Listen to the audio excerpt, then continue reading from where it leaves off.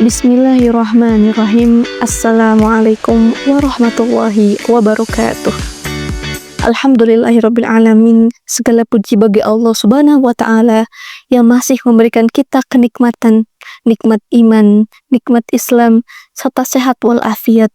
Dan tak lupa solawat bertangkaikan salam kita limpah curahkan kepada Nabi Muhammad Sallallahu Alaihi Wasallam, kepada keluarganya, sahabatnya, dan kita selaku umatnya hingga yaumil akhir nanti. Amin ya rabbal alamin.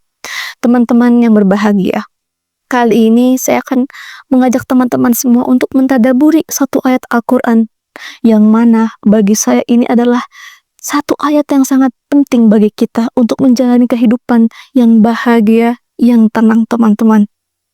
Nah, teman-teman pernah nggak sih merasa, saya ini sudah berusaha, saya ini sudah berdoa, tapi kenapa hidup saya ini masih gini-gini aja? Tapi kenapa hidup ini masih terasa berat dilalui? Berbeda dengan fulan yang terlihat bahagia, yang terlihat tenang, padahal hidupnya pas-pasan. Nah, teman-teman, seperti yang saya singgung di awal tadi, Allah menurunkan firman-Nya kepada Nabi Muhammad SAW yang merupakan kisi-kisi untuk kita menjalani kehidupan yang bahagia, yang tenang. Nah, teman-teman, itu merupakan di surat Ibrahim ayat 7 yang berbunyi, A'udzu billahi minasyaitonir rajim. Bismillahirrahmanirrahim. Wa itta'adzana rabbukum la in syakartum la azidannakum wa la in kafartum inna 'adzabi lasyadid. Al-ayah. Yang mana artinya, teman-teman, dan ingatlah ketika Tuhanmu bermaklum jika kamu bersyukur.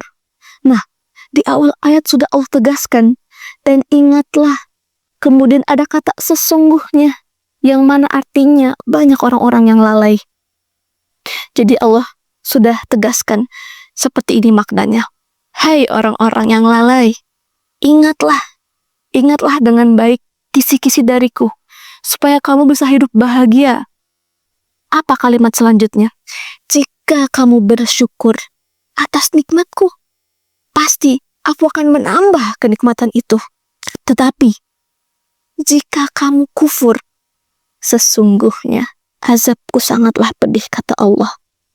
Nah, teman-teman, kenapa sih Allah sampai menurunkan ayat yang luar biasa ini?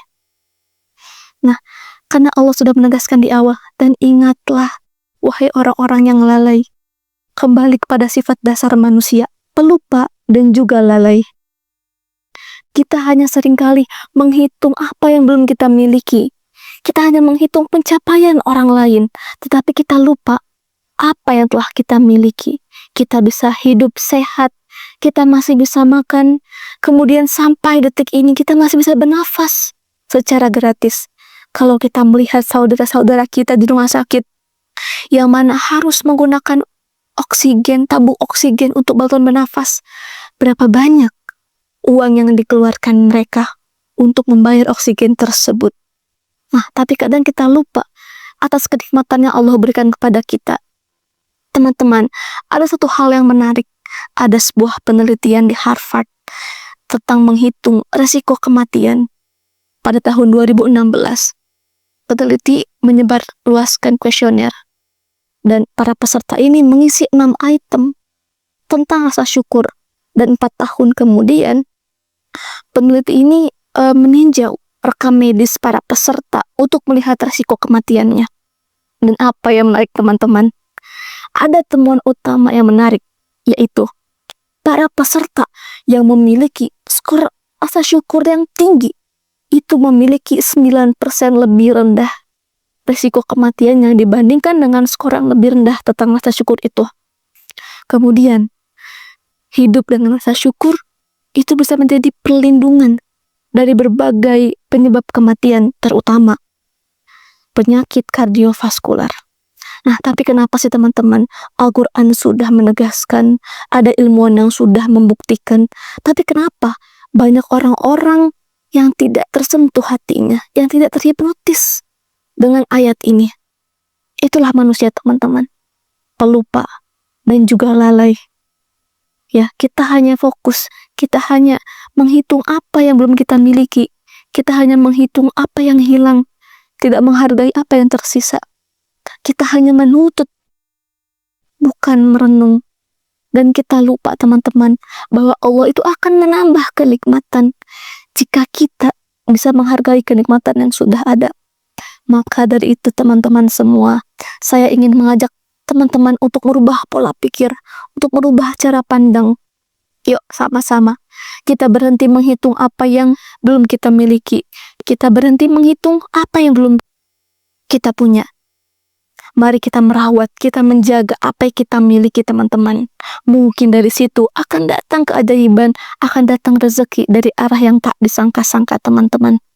Dan ingatlah, Allah sudah berjanji dalam firman-Nya. Kalau Allah sudah berjanji, apa mungkin Allah ingkar? Tentu tidak teman-teman. Jika kamu bersyukur, Allah pasti akan menambah kenikmatan itu. Tapi jika engkau kufur, maka Allah akan mencabut itu. Bukan karena Allah kejam, bukan.